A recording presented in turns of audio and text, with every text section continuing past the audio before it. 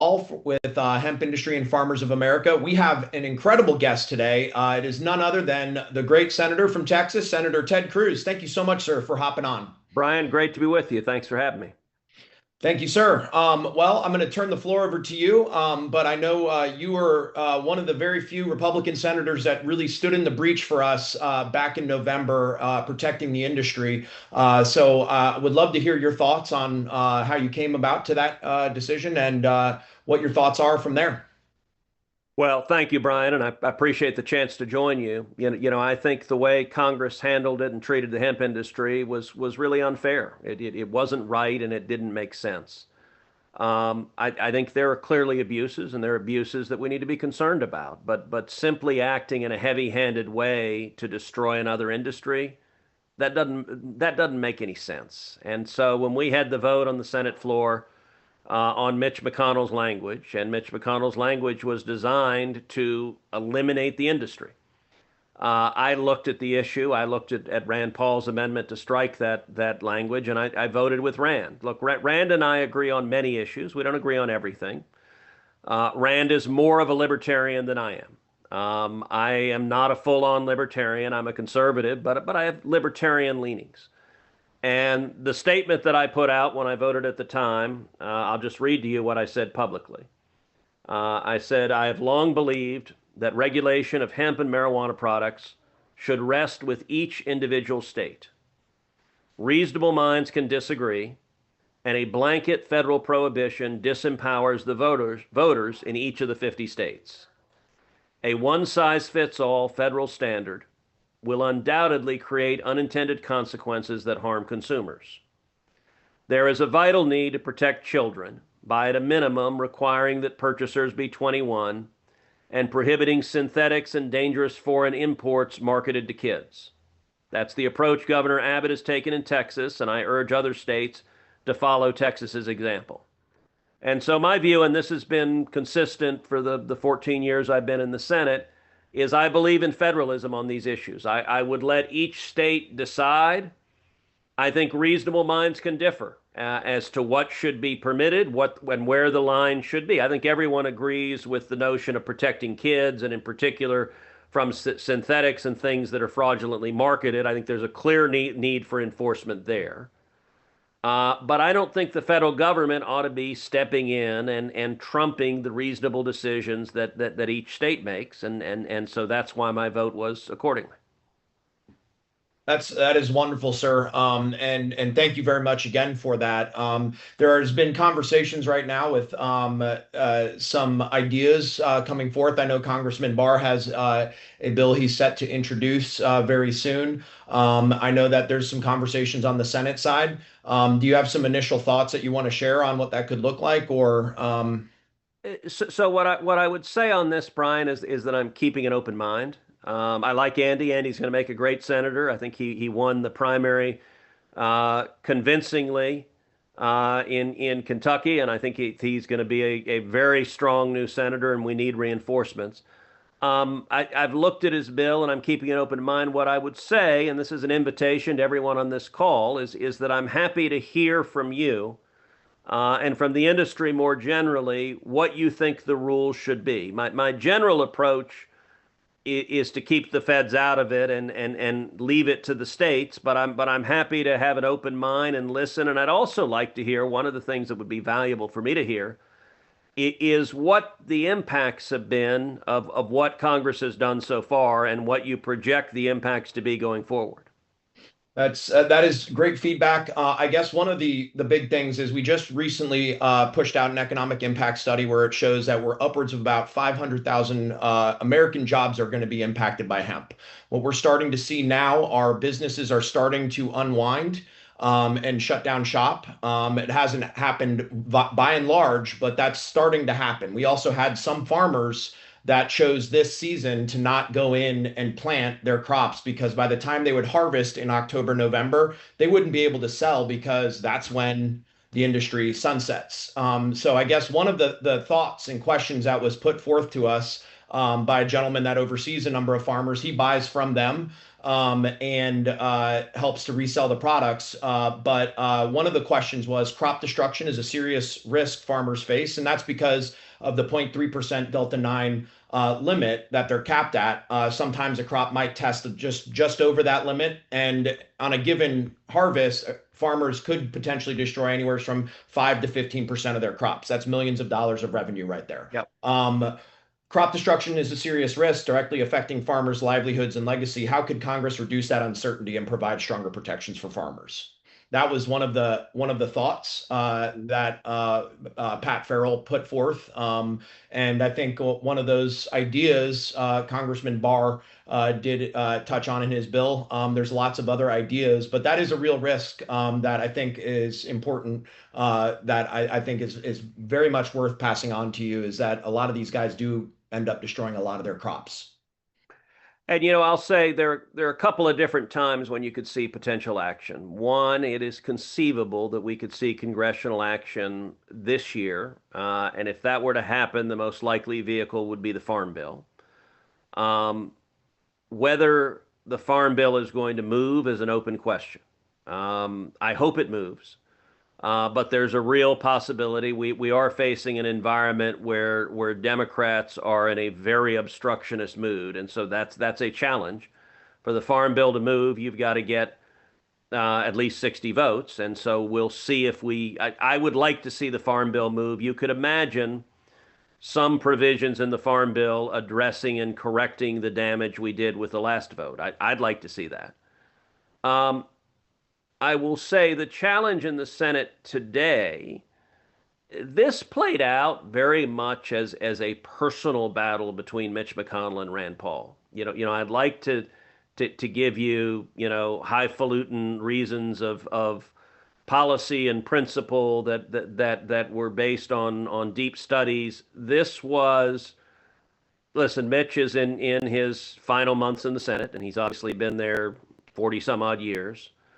And Mitch's health is failing, so he is much weaker than he used to be. But Mitch leaned in very, very hard with all of my Republican colleagues and urged them to support his language. Rand got up and made an impassioned argument on the other side. And I'm not breaking any great news to say that Mitch and Rand have not always seen eye to eye and that there have been real differences. And on this policy issue, there were very real differences. At the end of the day, I ended up being the only other Republican who voted with Rand. And for me, I listened to the arguments on the merits, and I thought Rand made more sense than Mitch did on this. And I didn't want to do damage to farmers, to small businesses across the country. I didn't want Congress to be arbitrary and just slam the living crap out of people. And so it was. I went into the lunch. The Senate, when we meet in session, Republicans have lunch together every Tuesday, Wednesday, and Thursday. And so it was a lunch where the two of them stood up and argued maybe 30 minutes about this. And I went into the lunch with an open mind. I listened to them both. And look, I've got teenage daughters. I worry about products that are being marketed to kids and the harms that can come from that. I think those are real.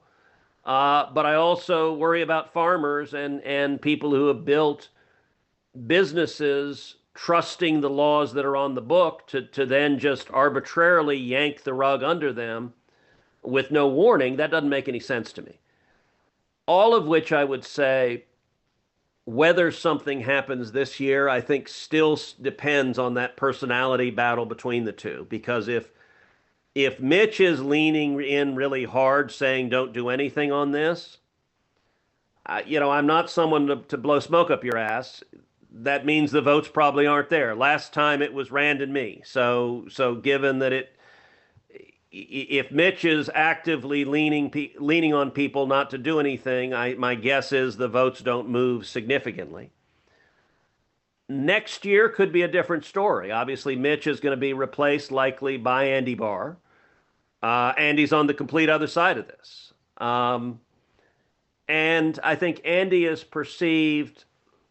Look, Rand holds very principled positions, but they, on many issues, can be within the Republican conference on the extreme. And so Rand doesn't move many Republicans. That's just the nature of he's quite fine being the one vote on a 99 to 1 vote.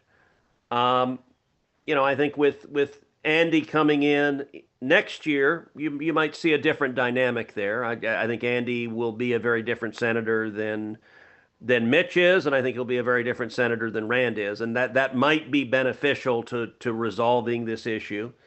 Um, as I said, I'd like to see us fix the damage we did last time, and so I'm supportive of efforts to do that.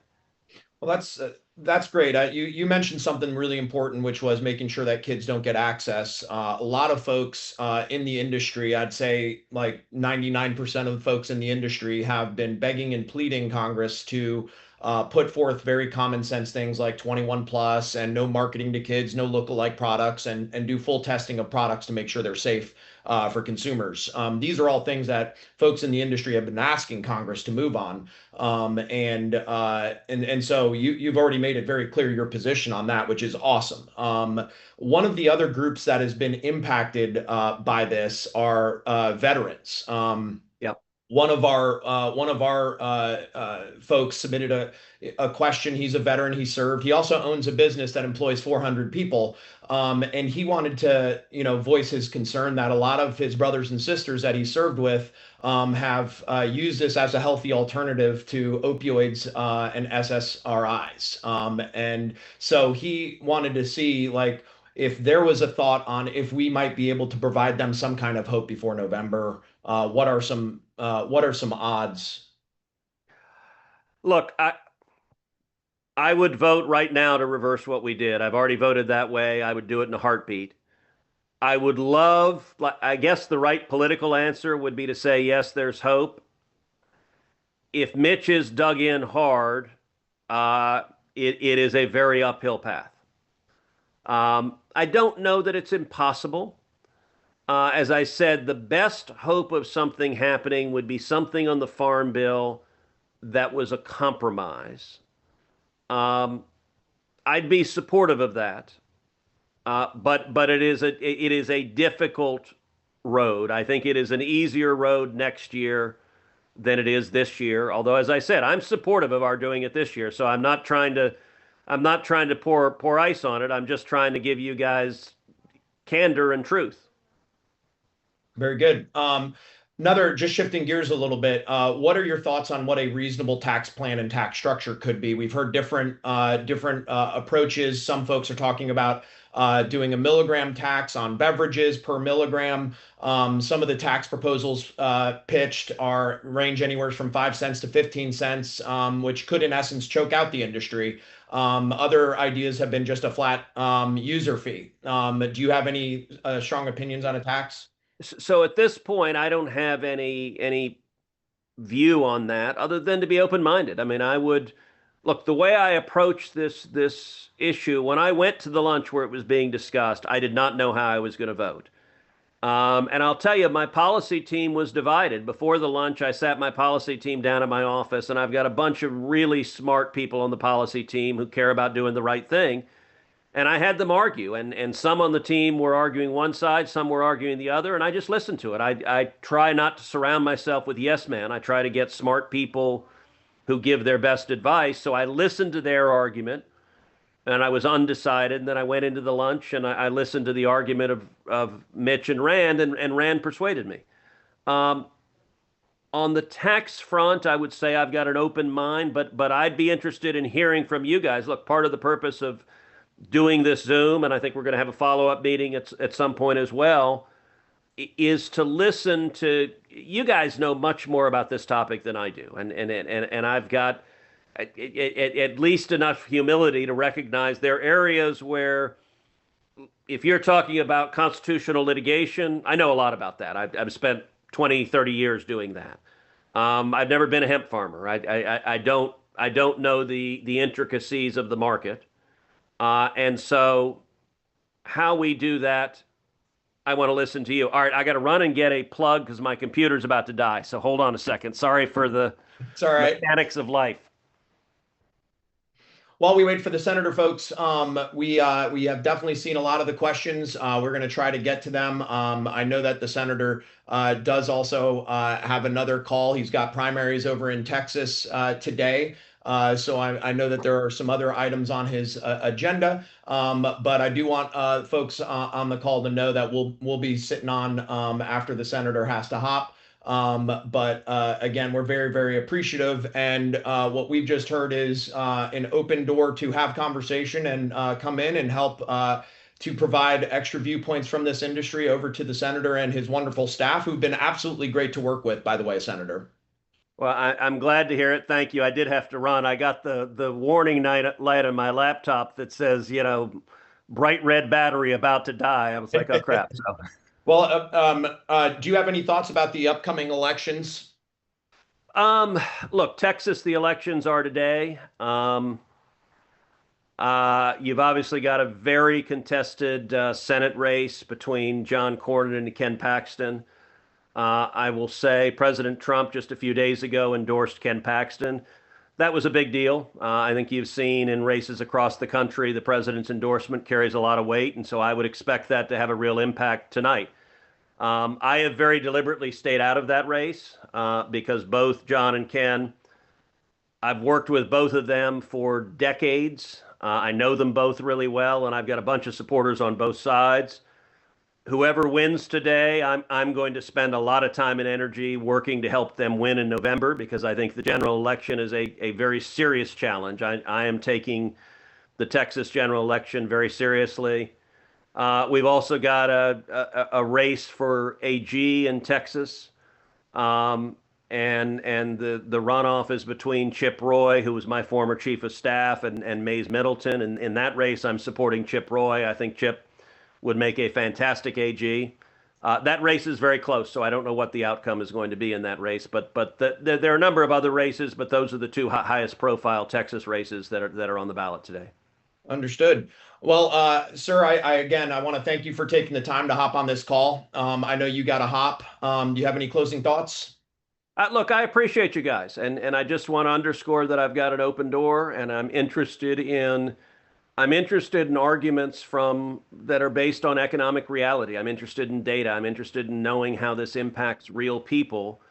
And I'm also interested in creative policy solutions. And so I would encourage you, if you have good ideas on how to address this, I would love to hear them because we ought to be listening to good ideas and we ought to be implementing good ideas. Awesome. Well, thank you very much, sir. We will take you up on that offer. I'm sure you'll be hearing from quite a few people in this industry. Excellent. Appreciate you Thank guys. you very much, sir. Take care. And everybody that's sticking on this call, thank you very much for taking the time to listen to the senator as he wanted to, hear some of the initial concerns as he's still trying to chart his course on what this could look like on the Senate side. I know there's a lot of ideas, and as we have heard him say, he is one of the only Republicans outside of Senator Rand Paul who has actually, defended this industry when the time came to ban us way back in November. So that being said, while I get some time ready or get ready for some of the additional questions that folks have been dropping into the chat, let me turn the floor over to David real quick. David, what are your thoughts? What you got? Sure. Yeah, yeah. Well, everyone knows, I think, wars are won largely by who has the best manufacturing and who can resource the manufacturing and keep the whole machine turning. So you heard the senator. We've got an uphill battle. That's obviously not news to anybody here. But I just really want to encourage everybody who's on this call. I know that times are tight. Please keep funding hemp advocacy. Hifa, we've got a full federal team. We're also active in a number of states. We are the most professional, well-run, strategic organization in the space with the best track record. So obviously, we're vying for your dollars, but put them where you believe in them. Deploy your money. The lifeblood of your business. Deploy it towards something that you believe in that's going to keep it all going. It doesn't have to be us. Although I'm biased. We are the best. All that said, though, if you want to see a hemp industry that's around this time next year, much less than 10 years, if you want to pass these businesses onto your kids and provide for your families in this industry and stick up for the farmers and stick up for the jobs and stick up for the veterans and the tens of millions of people around the country who use these products monthly and who rely on them as a healthier alternative to whatever it is, now is the time. So please stay strong, keep funding, keep fighting, and don't give up. Awesome. Thank you very much, David. Let me just dive into a couple of the questions that we have been asked. One of those questions, which is actually very important to us at Hifa, is has Hifa been working with all parties, Democrat, Republican, Libertarian, etc.? Absolutely, yes, 100%. We have. In fact, I'm not going to get too ahead of myself, but we're going to have another special guest when we return to our regularly scheduled Thursdays. Well, newly rescheduled Thursdays, used to be Fridays, now Thursday call. But I expect us to have another guest next Thursday that will be coming from the other side of the aisle. Haifa is bipartisan. We work with those that work with us and those that want to work with us. It is not a one-party solution. Those of you that know me and some of my other work, I typically wear the Republican hat. I tend to lean a little bit more libertarian, but as it pertains to the hemp industry, we are going to work with whomever is willing to work with us to save us. And at the same time, we're also going to remember those that help the hemp industry and highly encourage everyone to politically contribute to those folks that vote with us, that carry our bills, that help us out. I know a lot of folks did a great work raising money for Congressman Barr recently, which I would anticipate some movement on Congressman Barr's bill. Those of you that don't know yet, House is in recess right now. So that's why things are not moving so quickly this week on the Capitol. I anticipate everything to start moving with very judiciously next week. And there's going to be a couple of other funding opportunities and vehicles that are going to be moving where legislation can be attached to it. But I just want to ease any concerns there. I know the senator's remarks were coming from one side of the aisle. We're going to have other folks from another side of the aisle hopping on. Senator has been defending this industry, and I want everyone to always remember that he has stood in the breach and tried to help us when the ban was voted in last November. This was a question: would Cruz be open to introducing hemp bill himself? I think there's a reason why he was on this call, and it's because he wants to hear thoughts and what everyone's thinking. I will not speak for the senator or his staff on what he will or will not do. But I would say that it's a very, very favorable thing for us to view that the senator was A, he voted with us in November to protect this industry, and B, he's here on this call with the hundreds and hundreds of people that have jumped on. And so I think I would take that all as a good sign, and that, as he said himself, his door is wide open, and he's willing to listen. What are the chances of an extension to the November 2026 sunset? And that's a good question, Robinson. I think the chances are still there, but I think that is going to be an 11th hour play. At least that's how we're going to operate. We're very, very much going to be behind what Congressman Barr has been working on, and he's also working with Democrat members as well. That's some other positive news. Congressman Barr has been doing an awesome job. His staff has been phenomenal to work with. And they've been actively working with various Democrat members and their staff to put together a bipartisan bill, which I expect should be out next week. But you can guesstimate as much as you can. But sometimes Congress moves how Congress moves, and other priorities jump in the way. Not that what we are doing is not a priority, but sometimes when it comes to funding of like entire government agencies, that might have to jump ahead of us, which is unfortunate for us, but it's just a reality of how it is, and you just kind of have to adjust and adapt, and that's what we're doing. But I would say, there is always a chance for an extension. But that will certainly be a play if we run out of other options, such as getting a proper regulatory structure in place. But it's still very much on the table. Um, and I think we got one more. Oh, from Kyle. Wow, Ted is the man. I will vote for him. All right, hell yeah. Um,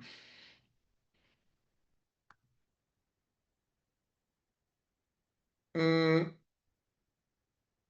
a lot of questions about the 1 year extension. He is, this is a good question. He is the chair of a commerce committee. This is an interstate commerce issue. How could he use his chairmanship to help navigate this? I think that would be, that's a really good question. I think number one, by helping to protect interstate commerce and allowing us to transport goods across state lines, that is something that is very, very important. I know a number of folks have continually gotten dinged by local law enforcement that don't understand interstate commerce rules. And I think making sure that something is memorialized in federal law will help protect a lot of us. And the second you tax it, you know the federal government doesn't want to lose those tax revenue dollars. So that's another thing. David, do you have any other closing thoughts before we wrap up? I know we try to keep these calls at about 30 minutes. Yeah, for sure. Just in terms of involvement, really, there's a couple of ways to get involved with what we're doing. The first is the dollars. We spend a lot of money on a full federal team. That federal team is out there trying to attract, retain, and steer relationships with members to educate them about our issue and educate them about our industry and that we're actually really good people, land of small business, all of that. And then to bring that home, we need grassroots support. So that's another way to get involved. Anyone who has email lists of customers, or if you have stores, any way to any way that you can be communicating with the consumers of lawful hemp products to get them to rally support behind members, communicate with members. There's everyone thinks like it's just me, my one vote or my one phone call or my one email doesn't count, and that's true. But if everybody thought like that, then we wouldn't have a tidal wave of support, which is what we need as well. These members, we're trying to establish the relationships, and bring it on home, but we really need the public support. So we're going to be engaging with everyone on these calls, as we have, and on an ongoing basis, giving people resources, calls to action to send out to your email list, to leave in your stores, on the counter at register, all these kinds of things. And then lastly, if anybody is on the fence about joining and thinks conversation with me or Brian might be helpful, I'm leaving my email address here in the chat. You're welcome to reach out, and I'll make time to chat. And then I'll drop Brian. I'll drop yours in here as well. Yeah, let's move it to everyone, not just hosts and panelists. That would be helpful, huh? These are the technological details we run into all the time. I thought I ran a tech company. What am I doing here? Yeah. I don't know. Anyway, folks, we're going to return to next Thursday at 4 p.m. I feel like we're going to have another special guest join us on the Democrat side, which will be very exciting. And hopefully we will have some big news by next week when we have that individual join us for next week's call. Such as maybe a House bill being filed. We shall see. Thank you, everybody. Appreciate everyone hopping on. Y'all have a good rest of your week. Thank you.